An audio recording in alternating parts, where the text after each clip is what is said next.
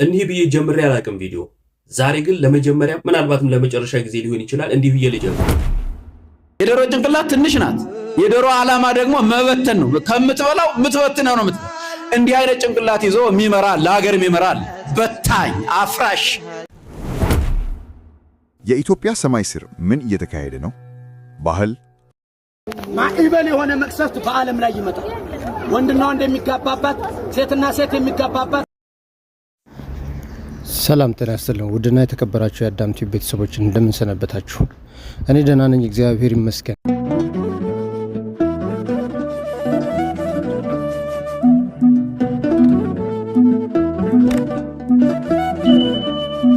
እንዲህ ብዬ ጀምሬ አላቅም ቪዲዮ። ዛሬ ግን ለመጀመሪያ ምናልባትም ለመጨረሻ ጊዜ ሊሆን ይችላል እንዲህ ብዬ ልጀምር።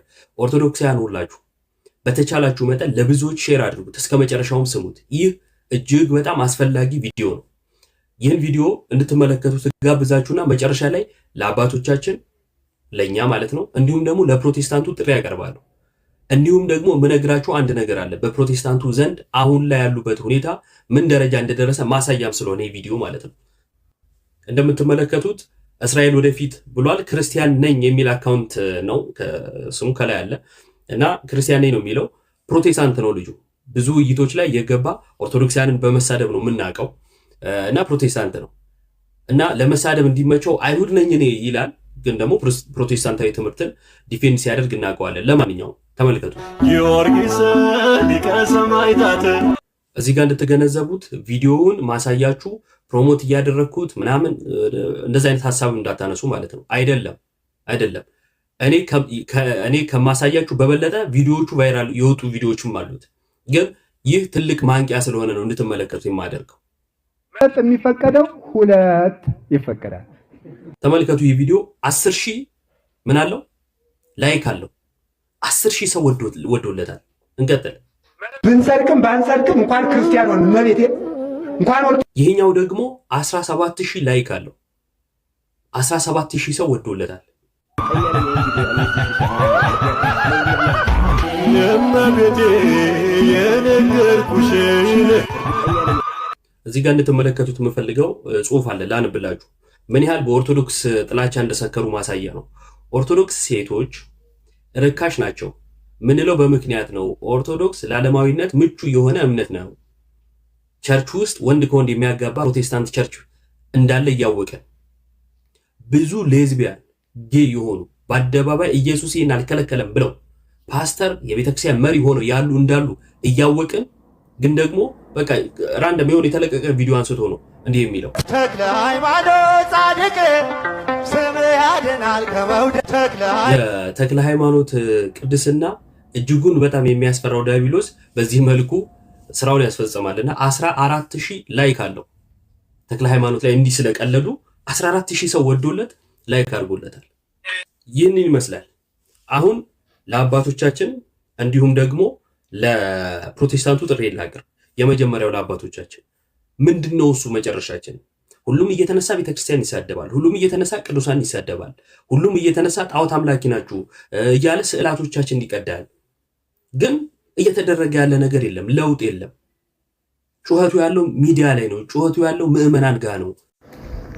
እንደተመለከታችሁት እንግዲህ አባታችን መምህራችን ርዕሰ ሊቃውንት አባ ገብረ ኪዳን የአራቱም ጉባኤያት ሊቅ ተምረው የሚያስተምሩ እውነተኛ አባት የዘመኑ ቅዱስ ዮሐንስ አፈወርቅ ተብለው የተሰየመላቸው አባት እሳቸውን ነው እንግዲህ በዚህ መልኩ የሚተቿቸው። በጣም ያሳዝናል። የተረገመ ትውልድ እንደተረገመ ነው የሚኖረው። መጨረሻም ላይ መንግስቱን የጌታችንን ርስት መንግስት መውረስ የማይችል አይነት መጥፎ ትውልድ ሆኖ እንደተረገመ ይቀራል። ይህም ትውልድ ለመንፈስ ቅዱስ ማደሪያነት ሳይሆን ለአጋንንት ማደሪያ እንዲሁም ደግሞ የአጋንንት ፈረስ ሆኖ የሰይጣን ዲያብሎስን ዓላማ አስፈጻሚ ሆኖ እየኖረ ራሱን በሲኦል ይወድቅ ዘንድ የጋበዘ ትውልድ ነው። ቀጣዩን ቪዲዮ እንመልከት። ሰው በወንጌል ካልኖረ ጭንቅላቱ ይጠባል፣ እንደ ዶሮ ጭንቅላት። የዶሮ ጭንቅላት ትንሽ ናት። የዶሮ ዓላማ ደግሞ መበተን ነው። ከምትበላው ምትበትነው ነው። እንዲህ አይነት ጭንቅላት ይዞ የሚመራ ለሀገርም ይመራል። በታኝ አፍራሽ። እንዲህ አይነት ጭንቅላት ይዞ የቤተክርስቲያን መሪ መሆን አይቻልም። አይቻልም። ጠባብ የሆነ አመለካከት፣ ሰፊ የሆነ ማመለካከት ነው ሊኖረን የሚገባ። ወደ አገልጋይነት ተመለስ፣ ወደ ቅጥረኛነት አትግባ። ካህን ቅጥረኛ አይደለም፣ ካህን አገልጋይ ነው። ምእመናን ለማገልገል ሌት ተቀን ለምእመናን ማገልገል ብቻ አይደለም፣ ለምእመናን ለመሞት የተዘጋጀ ነው። ካህን፣ ጳጳስ፣ ሊቀ ጳጳስ፣ ቄስ፣ መምህር፣ ይሄ ነው አገልግሎቱ። እና ተመለስ ወደዚህ። የንጉሥ አገልጋይ አትሁን፣ የካድሪ አገልጋይ አትሁን። ልንገራችሁ ቅልጡ፣ ሁለት ማሊያ አትልበሱ፣ አይጠቅምም። ይሄ ሽር ጉድ የሚለው ነገ ይጠፋል። አንድ እግርህ ቤተ መንግሥት፣ አንድ እግርህ ቤተ ክርስቲያን ውስጥ ያለ ሰው እንዲያ ነው የምትሆነው። ግልጽ ነው የምናገረው። እንዲህ አይነት ነገር የለም። ወይ ቤተ መንግሥት መሆን ነው ወይ ቤተ ክህነት መሆን ነው። እንደዚያ የሆነ ሰው ሁለቱንም ያጣል ማለት ነው። ሁለቱንም አጥቶ ነገ ይዋረዳል። አይቻልም እንዲህ አይነት አሰራር። ያኛው ምድራዊ አሰራር ነው፣ ይሄኛው ሰማያዊ አሰራር ነውና አንተ ሆይ ወደ ቤት ተመለስ፣ ወደ ክህነቱ ወደ አገልግሎቱ ተመለስ፣ ለምእመናን ለመምከር ተመለስ። ቤተ መንግሥት ፍርፋሪ የቀመሰ ሆዳም ነውና እንግዲህ ካላችሁ እንዳትቀየሙ። በትክክል ካልሰራችሁ አዎ ና በትክክል ስራ ነው። ዓላማዬ እሱ ነው። እንደሱ ነው እያልኩ ያለው። የቤተ መንግሥት ፍርፋሪ የቀመሰው ሆዳም ይሆናል። ሆዳም ሰው ደግሞ ወንድሙ ቢገደል አይሰማውም፣ ሆዱ ጋርዶታል። አይደል እንዴ? እየሆነ ያለው አይደለም፣ እየሆነ ያለው አይደለም። እንትና የሚገለው ለምን ይመስላል? ሆዳም ስለሆነ አይደለም። እንግዳ ምን በደለው? ምን አለው? እንትና የሚገለው ለምንድን ነው? ሆዳም ስለሆነ ተታሎ አታላይ ሆኖ አይደለም። ና ወደ ቤት ተመለስ፣ ወንድምን ውደድና አገር ስራ። ያንተ ዓላማ ይሄ ነው። አባቶች የነገሩም ይሄ ነው። ቤተ ክርስቲያን መጽሐፍም የነገረን ይሄንን ነውና ወደ ሕጋችን ወደ ቅድስናችን ልንመለስ ይገባል። ወደ ሕይወታችን ልንመለስ ይገባል። እስቲ ባካችሁ እንዋደድ።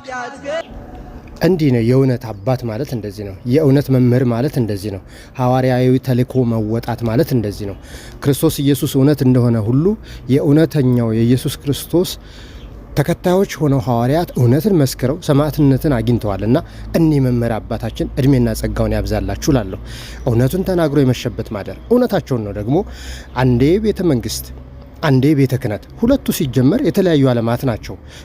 ቤተ የሚል ስያሜ አላቸው፣ ከፊት ቅጽል አላቸው። ቤተ ክህነት መጀመሪያ ጀማሪው ቤተ ክህነት ነው። ከዛ ቤተ መንግሥት ለዓለማዊ፣ ቤተ ክህነት ለመንፈሳዊ። የክህነት ቤት የካህናት አገልግሎት የሚሰጥበት፣ የእግዚአብሔር በረከት ለምእመናን የሚሰጥበት፣ ከእግዚአብሔር ጋር የምንገናኝበት ቤተ ክህነት ተብሎ የራሱ አሰራር አመራር አለው። ሐዋርያዊ የሆነ ዶግማ ቀኖና ያለው ማለት ነው። ቤተ መንግሥት ስንል ደግሞ የራሱ የሆነ አስተዳዳሪዎች አሉት። የዓለምን እንዴት የሚመሩበት የሚዳኙበት፣ የዛሬውን አያርገውና ሕዝብን የሚገሉበት የሚያሳድዱበት ሳይሆን በእውነተኛው ማለት ነው። ስለዚህ የቤተ ክህነት ሰው በቤተ ክህነትም አለው በቤተ መንግሥትም አለው ካለ አንድ ሰው ሁለት እግር አለኝ ብሎ ሁለት ዛፍ ላይ መውጣት ማለት ነው። ተሰንጥቆ መሞት እንጂ ሁለቱም ዛፍ ላይ ሳይወጣ ወድቆ ተዘርሮ እንደሚገኘው ማለት ነው። እና አባታችን እውነት እንደናንተ አይነቶችን ያብዛለን። እግዚአብሔር የተናገረው ቃል አለ።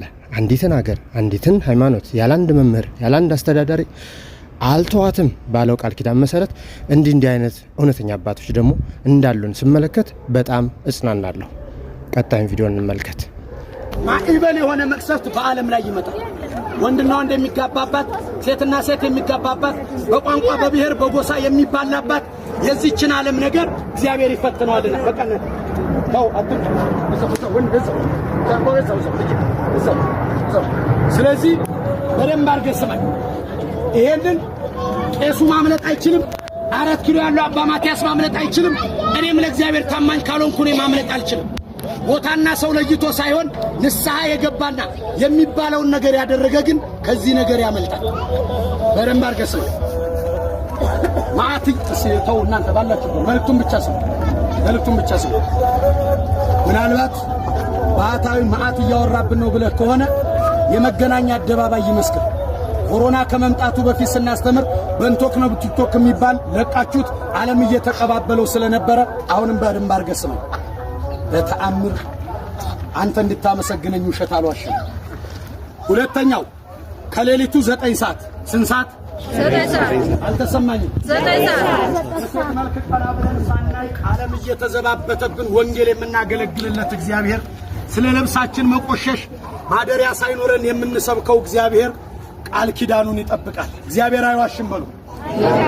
እግዚአብሔር ምን አይልም? ኃጢአት ሳይጸየፍ የሚነካውን ጫማ እየተጸየፈ ለጌጥ የሚኖር ሕዝብ ለእግዚአብሔር ያስፈልገው። ስለዚህ በደንብ አድርገህ ስማኝ። ከሌሊቱ 9 ሰዓት ተነስታችሁ በሰባት ተደብቆ ሲጨፍር ነው የምታዩት። ስልኩ ቢፈተሽ ግማሹ መዝሙር ግማሹ ዘፈን ያለበት ከየትኛው ወገን እንደሆነ አይታወቅም። እገሌ ሞተ ሲባል በድር ላለመቀጣት ብቻ መኪና ተልትሎ ሲር ነው የምታዩት። ሰለቸን ስንናገር መከራ ነው። ስለዚህ አሁንም ካህናት ካላችሁ ዲያቆናት ካላችሁ በዚህ መካከል በመቃብር አፈር በሰው ላይ ትዳር ላይ ስራ ላይ ትምህርት ላይ ድግምት የምትሰሩ ልብስ የምትቆርጡ የተሰጣለስ በመቀስ ወስዳችሁ በጥንቆላ የምታሰሩ ተማሪ የምታፈዙ ነጋዴ የምታከሱ ወጣቱ በረከት እንዳይኖረው የምታደርጉ ከድርጊታችሁ ተቆጠቡ። የተንገበገባችሁለትን ዓለም ጥላችሁ ትሄዳላችሁ። የጓደኛህን ሚስት አትጎትት። 2,000 ብር የቤት ሰራተኛ ቀጥረህ ሲኒና ጀበና ሰብረሻል ብለህ የሰራተኛ ደሞዝ አትቁረጥ። ንስሐ ሳትገባ 200,000 ብር ከፍለህ የጌታን መቃብር ለማየት በአውሮፕላን ኢየሩሳሌም አትሂድ። ገንዘብህና ጊዜህ ብቻ ነው የሚባክነው፣ ሌላ የምታገኘው ጥቅም የለም። መኑ ስለዚህ በካህናት ላይ ቅድም እንደነገርኳችሁ በቤተ ክርስቲያን አባቶች ላይ በደንብ አድርገህ ስማኝ። ዲያቆንም ቄስም ካለ ደሃና ሀብታም እየመረጡ ንስሐ ልጅ በሚይዙ አባቶች፣ ጸበል ለመርጨት የቆርቆሮ በርና የሀብታም በር በሚይዙ አባቶች፣ በሃይማኖታቸው ላይ በሚቀልዱ አባቶች፣ ለምእመናን መሰናክል በሆኑ አባቶች፣ ቅጥረ ቤተ ክርስቲያንን በተዳፈሩ አባቶች የማይመለስ ሰይፍ ይመጣል ብለዋል አባቶች። በደንብ አድርገህ ስማኝ። ምን ታደርግልህ? መግደል ከሆነ ይኸው የሚጠብቀኝ ድንግል ማርያም ስም ታጅቤ በጋርዳ አልሄድም። በግልጽ ነው የምንናገረው። እናቴ ማርያም ናት። እናቴ በሉ እስኪ። እናቴ ማርያም ናት። እናቴ ማን ናት? የመላእክት ሰብ እመቤት፣ የመላእክት እህት፣ የጌታ እናት ማርያም። ይሄ ክፉ ትውልድ ሰው በስዕሏ ተደፍቶ ጸሎት ማድረግ እየቻለ የማርያምን ስዕል በሴት ጫማ ላይ አውጥቶ መሬት ላይ የሚረግጥ ክፉ ትውልድ፣ መስቀል ጫማ ላይ አትሞ የሚረግጥ ክፉ ትውልድ፣ አባቴ ንስሐ ስጡኝ ስትላቸው አንቺ ኃጢአት የለብሽም እኔ ጾምልሻለሁ እያሉ በሰው የሚያሳብቡ ክፉ ትውልድ የአዲስ አበባ ሰዎች ናቸው። ማየለም እንደማይጾሙ ሲባል አይ ለንስሐ አባቴ ነግሬያቸዋለሁ። ውሸታም በሰው ትከሻ ገነት አይገባም። መጀመሪያ ራስን አጥራ። የምን ውሸት የምን መደባበቅ? ጨርሻለሁ እኔ። እግዚአብሔር ይችላል በሉ። ማን ይችላል? ማን ይችላል? ስለዚህ አሁን አንድ ቃል ግቡልኝና ጸበል ረጭቻችሁ ሁለተኛውን መልእክት ነግሬያችሁ እሄዳለሁ። መጀመሪያ ከሰው የተጣላን ከዛሬ ጀምሮ እንታረቃለን የምትሉ፣ የሰው ገንዘብ ያለባችሁ እስከ ዛሬ ዓመት እንከፍላለን የምትሉ፣ በማንም ሰው ላይ ቂማኒዝም የምትሉ፣ ይሄንን ጫማ ለልጆቻችሁም ለቤተሰቤም ገዝቼ መስቀል አልረግጥም፣ የእመቤታችን ስዕል ያለበትን ጫማ አልረግጥም፣ እግዚአብሔርን እፈራዋለሁ፣ ሃይማኖቴን አከብረዋለሁ የምትሉ እጃችሁን አውጡና ቃል ግቡ። ንግግሬ ገብቷችኋል? ንግግሬ ገብቷችኋል? አልደግመው። ንግግሬ ገብቷችኋል? በሃይማኖቴ በሉ። በሃይማኖቴ አልዋሽም። መስቀል ስዕል አልረግጥም። ከእግዚአብሔር ጋር አልጣላም። በሰው ላይ ቂም ይዤ አልጾምም። የበደለኝን የበደልኩትን ይቅርታ ብዬ እጾማለሁ። ምስክሬ እግዚአብሔር ነው። ምስክሬ ማን ነው? ምስክሬ ማን ነው? እናንተን ሚስቶች ራቁታችሁን ለኔ ክብር ለኔ ባለሽ ለኔ ፍቅር ብለሽ አደባባይ ላይ ውጭልኝ ብትል ባለ ያበደ ነው የምትል። የኔና ያንተ አምላክ ግን ስጋው አልቆ አጥንቱ እስከሚቆጠር በመስቀል ላይ ውሏል። ለፍቅር የተከፈለ ዋጋ ነው። አብይ ጾም ዝም ብሎ አይጸም። ስለዚህ ወንድሞቼ በቤታችሁ አንድ እናት ነበሩ እንደዚህ ሳገለግል 4 ቤተሰብ ነው ያለኝ። 25 ኪሎ ጤፍ ሳስፈጭ 15 ቀን አይበቃም። ምን እንደሚወስደው አላቅም። አንዳንድ ቀን ጤፍ ሳስፈጭ ደግሞ በውስጡ ብዙ አባጨጓሪዎችን አገኛለሁ። የዚህን ዓለም ክፋት ነው የምነግራችሁ። እግዚአብሔር ከእንዲህ አይነት ነገር ይሰውራችሁ። ምናልባት ይሄ ሁሉ ሰው የቆመው ሰው በቤቱ በስራ ቦታው ክፋት ያለበት ሰው ይኖራል፣ በኑሮ ክፋት ያለበት ሰው ይኖራል። እናንተም ማታውቁት ሰይጣን የሚያውቀው ነገር ስለሆነ ድንግል ማርያም ትሰርላችሁ። የልጆቻችሁን አይምሮ የሚሰርቅ የእጃችሁን በረከት የሚቀማ ከሰው ጋር በፍቅር እንዳትኖሩ የሚያረግ ከሰው በታች እንድትኖሩ የሚያረግ ከሰው በላይ እያገኛችሁ ነገ ሰው የደረሰበት እንዳትደርሱ በመቃብራችሁ ላይ የቆመን ሰይጣን ቅዱስ ጊዮርጊስ በመስቀሉ ይምታው።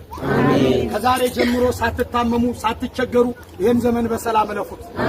ከእናንተ አልፋችሁ ለሌላ ሰው እንድትኖሩ እግዚአብሔር ይርዳችሁ። እነዚህ ልጆቻችሁን እግዚአብሔር መድኃኒት ያርግላችሁ። አንዳንዱ ሰው እንዳለመታደል ሆኖ ሲያጎርስ ይነከሳል፣ ሲሰጣ ይመሰገናል። ስለዚህ እግዚአብሔር ይህንን ክብር ከፍ ያርግላችሁ። እውነቴን ነው። የነክሲያን አባቶችም እጃችሁን ቆጥቡ፣ ስራት ማሱ፣ ቅጠላት በጥሱ፣ የመቃብር አፈር አትርጩ፣ ሰውን ባጋንንት አትሰሩ። 60 ዓመት 40 ዓመት መቼ እንደምንሞት ማንም ሰው ሊያውቃችን። እኔ ከዚህ 20 ደቂቃ በኋላ አንገናኝም፣ ሩቅ ነው ያለሁት። ስለዚህ ይህን መልእክት ለማዳረስ ነው የመጣሁት። ይበቃናል። ጸሎት አድርገን እንለያያለን። የሰላም አምላክ የፍቅር ባለቤት እግዚአብሔር ከሁላችንም ጋር ይሁን። ሀገራችንን ኢትዮጵያን እግዚአብሔር አሁንም ይጠብቃት። በዓይናችን ረሃብን፣ ጦርነትን፣ መከራን እግዚአብሔር አያሳየን። ሕፃናት በሰላም ይደጉ፣ አዛውንቶች በቀያቸው ይጦሩ። ቤተ ክርስቲያንና ካህናትን አንድ ያድርጋቸው። በስልጣን በገንዘብ በሃይማኖት የተከፋፈሉ በዚህ ዓለም ወጥመድ ውስጥ የገቡ የቤተ ክርስቲያን አባቶችን እርስ በርስ አልግባባ ያሉትን መንፈስ ቅዱስ በመሃላቸው ላይ ይግባ። እናንተም ከሕይወታችሁ ጋር አላስማማ ያላችሁን ነገር እግዚአብሔር አምላክ ያንሳላችሁ።